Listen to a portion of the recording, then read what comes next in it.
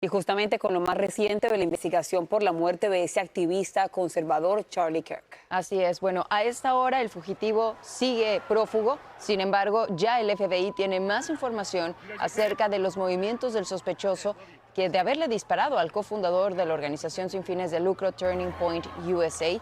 Y esto está siendo calificado ya como un asesinato político y un ataque contra la libertad de expresión y la democracia de este país.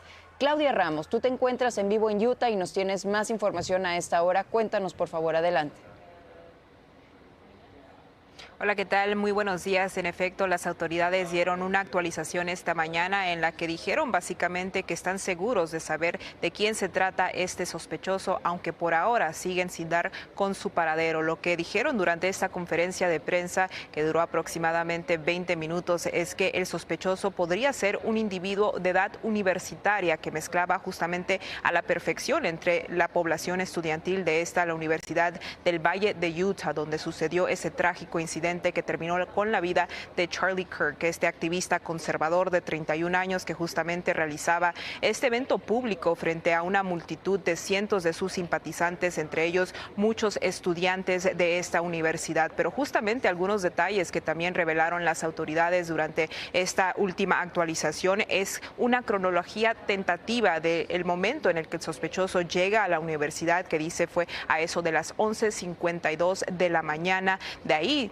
mencionan que él camina entre esa multitud de la población estudiantil que asistía a este evento público de Charlie Kirk, y a eso de las 12:20 cuando sucede el tiroteo es que, de acuerdo con las autoridades, el sujeto salta del edificio de donde le habría disparado al activista conservador hacia una zona boscosa en un vecindario en esta zona de Orem en Utah. Las autoridades dicen que ya han rastreado toda esa zona y que por ahora no existe ningún peligro para la comunidad. También mencionaron que han recuperado un arma que pudo haber sido la que se utilizó en este tiroteo. Pero vamos a escuchar justamente lo que dijo el agente del FBI que lidera esta investigación.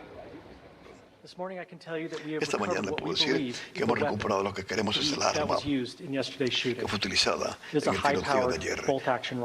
Es un rifle de acción de alta potencia. Ese rifle fue recuperado en un área boscosa donde había huido el tirador, y el laboratorio del FBI va a estar analizando este arma. Los investigadores también han obtenido impresiones de huellas de zapatos y huellas digitales para ser analizadas. Entiendo que muchas preguntas sobre el motivo.